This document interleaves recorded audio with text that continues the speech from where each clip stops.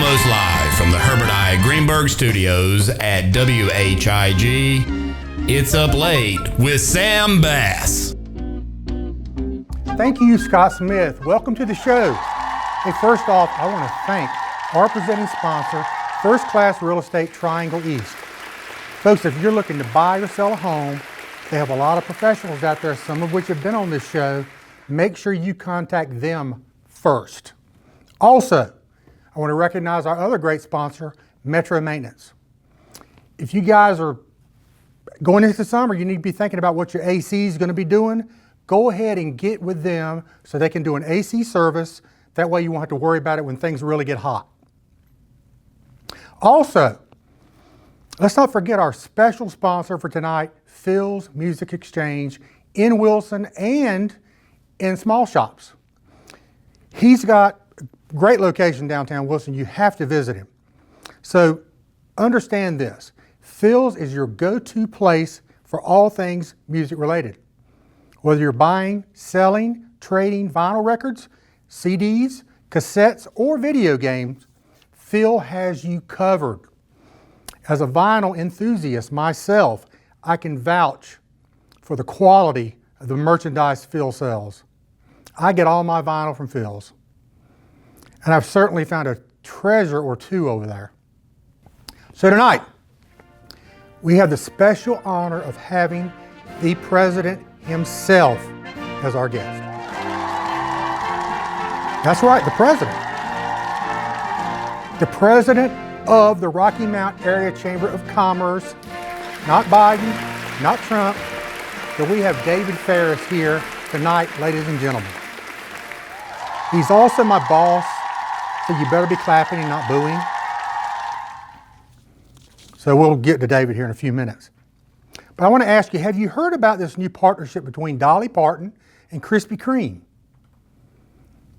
So they've joined forces to create a signature donut collection that's causing quite a buzz. It comes with 4 new donuts. Banana pudding pie donut is one of them. This is a match made in heaven. The Dolly Dazzler donut, that in itself makes me want one of those. So this is a dream come true for anybody that's a donut lover or a Dolly lover. I'm both. I mean, I would definitely love to put one of those in my mouth. The donuts, folks. Get your mind out of the gutter. The donut. So anyhow, it got me thinking. I want to shift gears a little bit and suppose Krispy Kreme were to reach out and knock on my door for a collaboration. So here are my top 5 signature donut ideas. Are you listening, Krispy Kreme?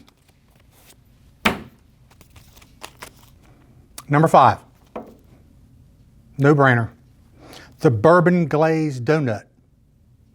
Right? Forget the glaze. Let's just dunk the donut into the glass of bourbon, because who needs coffee when you can have a spirited start to your day? See what I did there? Number 4, the Moonlight Martini Donut. Doesn't that sound tempting? This one's all about sophistication. Imagine enjoying a cigar with a perfectly mixed martini. I prefer mine sprinkled, not stirred. I could enjoy one at every show. Number 3, I might need one of these tomorrow. The morning after donut. We've all been there. Say that wild night out, this donut would feature a secret ingredient, Tylenol and/or, probably ibuprofen. Maybe a touch of bourbon, a little hair of the dog. That would sweeten the deal. Hangover cure, anybody?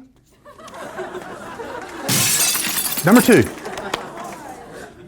This might be my favorite. The Penny for Your Thoughts donut. This one is named after my sweet dog, Penny. It's extra sweet. Aww. Just like her, but fear not, it won't be as hairy. Let's keep the fur out of the frosting, shall we, Penny? That probably wouldn't sell too well. By the way, Penny is a Maggie Society alum. I'm going to talk about them later. Penny came from Maggie Society, the greatest dog in the world. My number one signature donut, should Krispy Kreme come a-knocking, the old Blueberry Eyes donut. An homage to the legendary Frank Sinatra, one of my all-time favorite singers. This donut boasts a blueberry glaze, a velvety filling, and perhaps a hint of mob connections. So, Krispy Kreme, if you're watching, my door is wide open. I know you're watching. Let's make it happen. So now back to our regularly scheduled show. Sit tight. David Farris will be right here.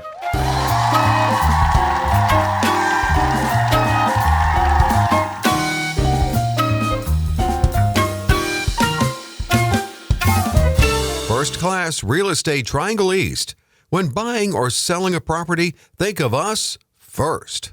Metro Maintenance has provided fast, reliable services in Nash, Edgecombe, and Halifax counties for over 35 years. Metro Maintenance offers services for residential, commercial, and institutional facilities. These services include heating and cooling, electrical, plumbing, and general repairs. Our numerous years of experience, knowledge, and resources help us to accomplish our mission of serving our customers with superior service achieved through integrity and hard work. All of our work is guaranteed. For service, call 252-977-2730 or find us on the web at metro-maintenance.com. Phil's Music Exchange of Wilson offers thousands of vinyl LPs, CDs, cassettes, 8 tracks. They even have reel-to-reels, DVDs, Blu-rays, VHS, video games, an abundance of music. Check them out today, 207 West Tarboro Street, downtown Wilson, or philsmusicexchange.com.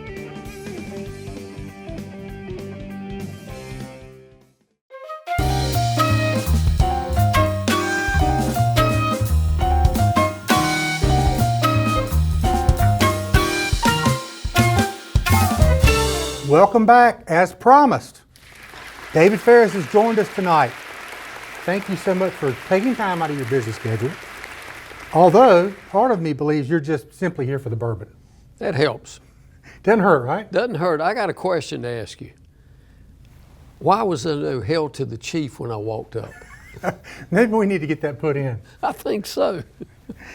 So, the first thing I want to ask you, David, and this could determine the entire interview, whether it be very short or longer. Okay? Have you ever considered playing pickleball, or as I like to call it, devil ping pong? You know, I'm a tennis player and I haven't gotten old enough yet to play pickleball. So that's on my bucket list as the years go by. There you go. When you get about 80, maybe you can do it. Give or take. Because that's kind of what that draws That's a people. growing sport. My goodness. Growing, it is. yeah. It is. You got to grow in age before you can do it. Exactly. So I want to take you back in time a little bit. So, tell me about this. Okay. That's something I'm really proud of. Several years ago, when I was still in the automobile business, I was honored by being nominated and then selected for the North Carolina Time Magazine Dealer of the Year Award. And it was presented to me in Las Vegas at the NADA convention as well. And then again, a follow-up at the NCADA convention. But I was proud of it, and it still means a lot today. I have that in my office at home, and it reminds me of some really good times and involvement in an industry that I loved. So I want to say this because some people may not know this. That David and I have been working together a very long time. Just at Farris Motors 21 years, and since then at the Chamber. How long have you been in the car business? It's probably 40 years or close to it. You know, it seems the only thing that, you know, stays the same in the car business is everything's always changing. It does. So it does. You have to be adaptive to change in the automotive industry. So what would you say your hardest challenge was during the time you were in the car business? Well, it was probably a toss-up. The week after I joined our family dealership, the first oil embargo hit, and this was in '73, December of '73, and I'd been there like a week or two. And you could only buy gas between certain hours, and your license plate number, the odd number determined what day, and the even number determined what day. Yep, I remember that. You know, nobody came in to buy a car unless you had a small car came in. The other, obviously, was the financial crisis in 2008 when General Motors and Chrysler and their finance arms were placed in bankruptcy by the president. I remember that well. And you didn't know, your contracts were all null and void, and you didn't know if you would be picked back up. I remember the day we got the letter that stated, hey, you guys are still in business. Right. That was a big deal. It was huge. I want to go way back, way back to elementary school. Okay. You were in a school Christmas party. Now, I know you pretty well, and I have a feeling you were not asked to sing lead or sing any solos. What happened? Well, it was a small parochial school. And back then, you had what they call the big reel-to-reel things. And it was a nun, and she would record it and play it back. And there was a very distinguished voice in there. And she said, okay, Sam, you don't sing. So we sang the first verse. She plays it back, it's there. So-and-so, don't sing. Plays it back, it's there. Well, she gets to me, and it's not there after, I'm silent. So she basically told me to not sing, just lip sing. No. I don't think I sang again other than the car or the shower. Certainly by myself. Everybody sounds good in the shower, right? Until our daughter started staying in church full time with us, and I thought she needs to see her dad sing. There you go. You know. So I want to jump forward a little bit. You used to fly to Washington, D.C. and help the World War II veterans right, our flight of honor. The World War II Memorial with the Flight of Honor. Right. Is there a personal reason you wanted to do that? There is. One, I think we owed it to those heroes in World War II. I agree. My father and one of my uncles served overseas. Uncle Robert served at the Pacific Theater. Dad was part of the Normandy invasion, D-Day, and he also, his reward for surviving that was Battle of the Bulge, which was considered the most horrific battle towards the end of the war, and he survived. And I wanted to do it in their honor, their memory. I felt like I should, and the rewards, Sam, were absolutely incredible. How many times did you do it? We had 8 flights, and I was there 8 times. You were a captain, right? I was a captain on one of the flights. We rotated. That is awesome. And people would pay to be in honor guard with them. And we visited 6 or 7 different sites. We had the USO brought in people that were dressed up, the women were dressed up like they used to in that era, and they would play music. Some of the veterans could dance. I think the most memorable part of it, they did something that most veterans did not do, didn't live long enough to do. When we were at the first stop, which was World War II, they began for the first time really talking about it among themselves. And they all said they wish they had included their families and talked about it. But when we came back from the first flight, when we would get back to RDU, there was always a red carpet, and there'd be 3,000 to 5,000 people in that parking area, in the parking deck all the way up. And I think it was Raleigh Broughton's band was playing.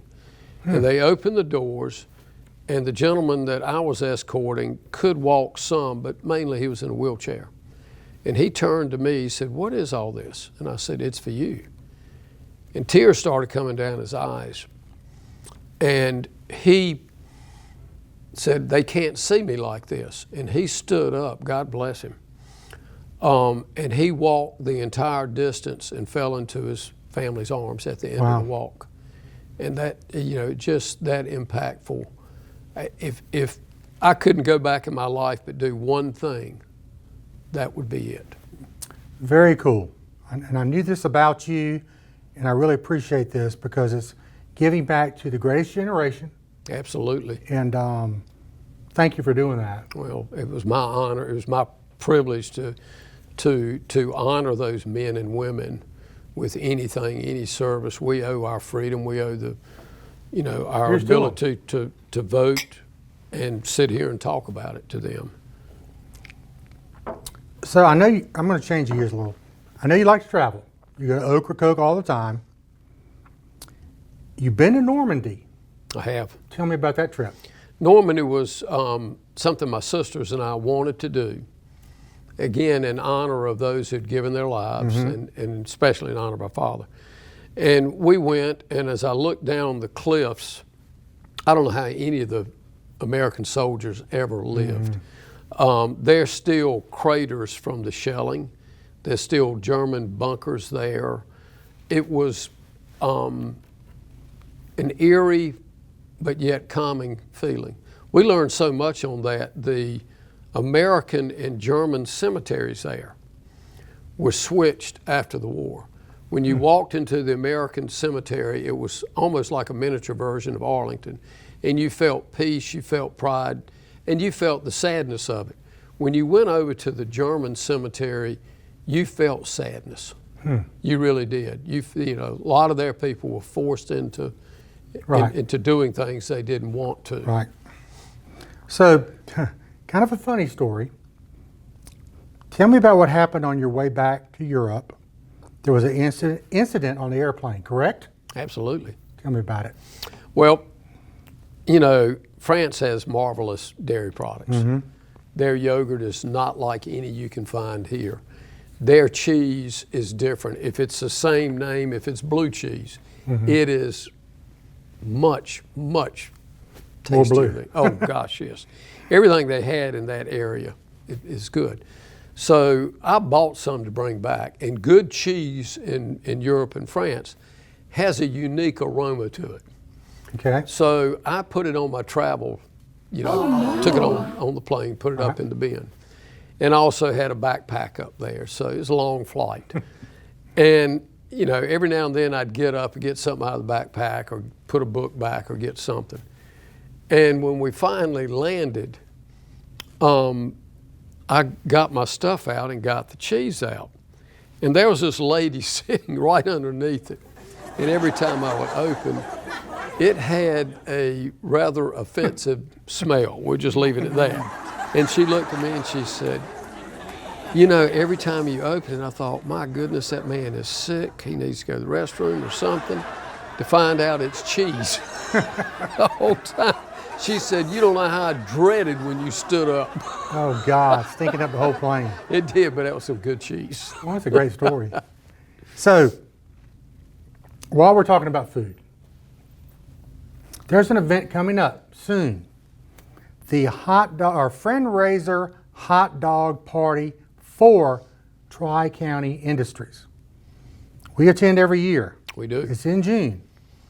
Tell everybody where it is, what to expect, and how can they get tickets? Well, it's Factory 633, which is out on Halifax Road. And it's a nice, really nice new venue. And it's for a great cause, Tri-County Industries. And Tri-County Industries helps adults that have disabilities but want to contribute, and they can work in various functions. And it's a great venue. Last year they introduced the hot dog part of it. Of course, they have cooking. They have chefs that have like a cook-off on it. And they can either contact Tri-County or at TKC at Tri-County or TCIworks.com. Okay. And they can get their tickets. It's a great cause. It's their primary fundraiser. And you and I and others will be out there. And it's not just hot dogs, but I do love a good hot dog. I do too. I found out what a good $50 hot dog was. We're going to do that again this year, by the way. But they'll have music. They'll have various types of They've food. got the Bakelite Boys, which is a very popular group. Yeah. So They're if you from haven't seen Wilson, I them, think, make sure aren't they? you come. Yeah, very good. So how long have you been at the Chamber? Right at 7 years. Okay. I thought I'd be there maybe a year or 2 or 3 at the most. So how did running a dealership help you and prepare you for running the Chamber? Well, in a lot of ways. One, it's obviously a different industry and a different type of operation. But getting out and knowing people and meeting people and being able to relate to people, just like we had to do in the automobile industry. And, you know, I believe in Rocky Mount, I believe in the Twin Counties, and you've got to believe in whatever it is you're doing, if it's medical, if it's law, if it's Chamber of Commerce, if it's in the automotive industry, retail, whatever it is. And it just felt right. And I had the good fortune many years prior to that of serving as chair of the Chamber of Commerce. And, you know, it was something I had not thought about, and frankly, when I was first approached, I had really had no interest in it. And kind of like me with this show. Yeah, kind of like you with this show. So, what's the one thing you've accomplished at the Chamber that you feel particularly proud of? I mean, of course, other than hiring me. Yeah, that's a close second. Other than that, what was the one thing? And that was done over a hot dog, if you don't It was. Speaking of hot dogs. Speaking of hot dogs. Well, there are a lot of them. I think one that is going to have lasting impact in Rocky Mountain Twin Counties was the ability to relocate the Department of Motor Vehicles from an antiquated facility on New Bern Avenue in Raleigh to Rocky Mount, and that brought with it approximately 550 jobs that are state jobs with great benefits, great retirement benefits, and virtually recession-proof.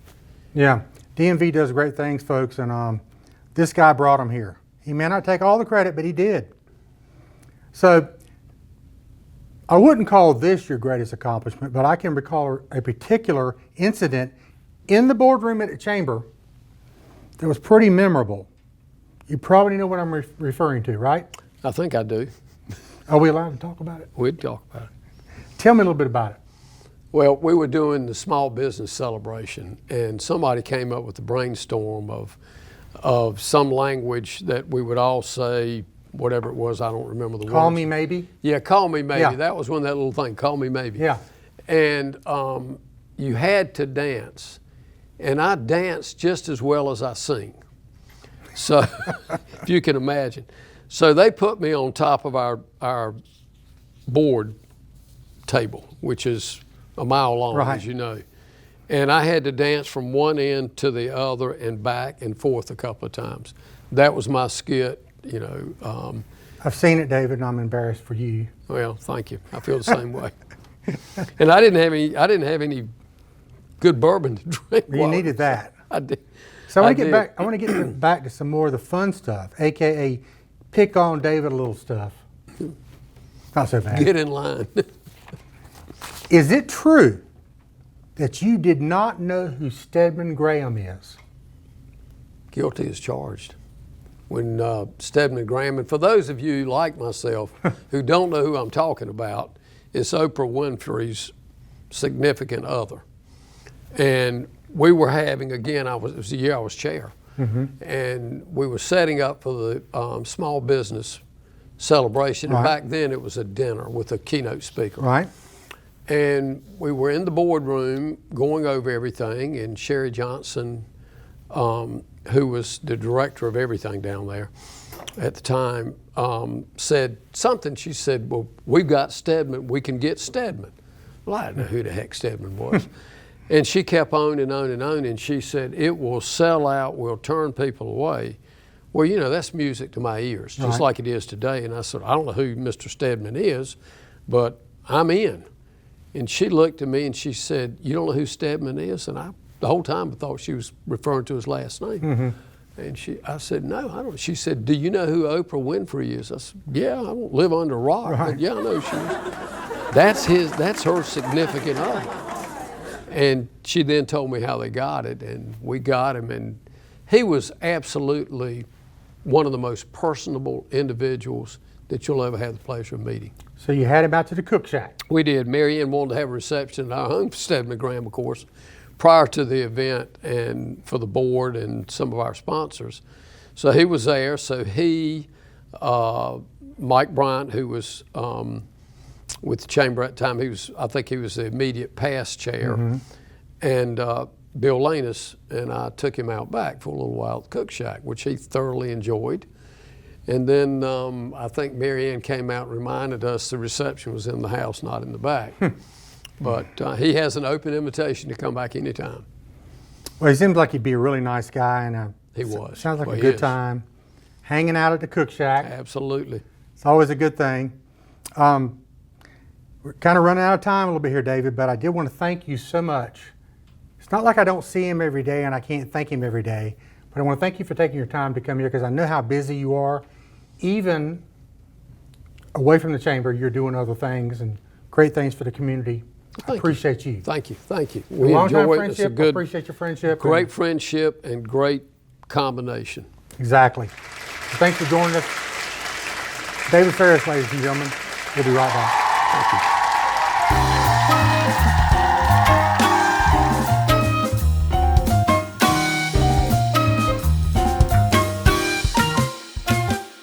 Hey, I want to thank my special guest, David Farris, my longtime employer, my longtime friend, for joining us here tonight. We had a great conversation. Also, let's talk about our Maggie Society Dog of the Week. As I've told you, my dog Penny is a Maggie Society alum. They have great dogs out there, folks. If you get ready for a pet, call the Maggie Society. This week, the featured pet is Green Bean, a male beagle, approximately 2 years old and 25 pounds. Despite his size, he thinks he's a lap dog. Was found roaming in Greene County. That's why he's called Green Bean. That's kind of my neck of the woods, almost. I'm from down that way. So right now he's safe and happy in a foster family with foster siblings, but he's still looking for his forever home. Green Bean enjoys meeting people and other dogs, and he's working on improving his snuggle skills, house manners, and basic commands. I'm working on those too. He loves going on outings, walks well on a leash, which isn't easy for a dog. So if you're interested in adopting Green Bean, please contact the Maggie Society and complete an application. That's a great organization. So look, I want to thank you guys for tuning in every Thursday night at 10, right here, WHIG, Up Late with Sam Bass. Thanks for watching. See you soon.